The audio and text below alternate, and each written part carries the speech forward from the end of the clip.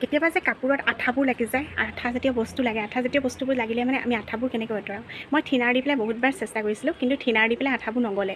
আৰু এতিয়া এটা ছিষ্টেমত মই কেনেকৈ কাপোৰৰ পৰা আঠা গুচাইছোঁ আপোনালোকক দেখুওৱা হওক। আপোনালোকে চাবচোন দেই, খুব ধুনীয়া হয়, বহুত ধুনীয়াকৈ আঠাবোৰ গুচি যায়গৈ। মই এনেকৈ হাজবেণ্ডৰ 3-4টা পেণ্টত মানে পূৰা আঠা ভৰ্তি হৈ গৈছিলে।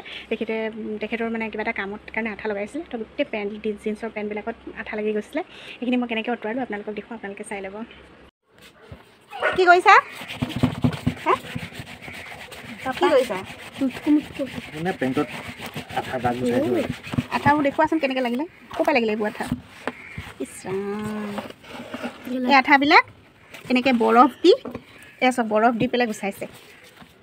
মানে আঠাবিলাক এইবোৰ ফেব্ৰিকুইক হয়নে নে ফেব্ৰিকল? ফেব্ৰিকল আঠা, ফেব্ৰিকল আঠা। ইয়াত মানে বৰফ দি এনেকৈ দি পেলাই বৰফবোৰ দি থৈছে, দি পেলাই বেটা হাতৰি দেখোন বৰফবোৰ দিলে আঠাবোৰ উঠি গৈছে। আপোনালোকৰ কেতিয়াবা যদি কাপোৰত এনেকুৱা ধৰণৰ আঠা লাগে, এই টেকনিকটো ব্যৱহাৰ কৰিব। বৰফ ল'ব, বৰফ দি এনেকৈ ঘঁহি দিব, আঠাবোৰ যাবগৈ।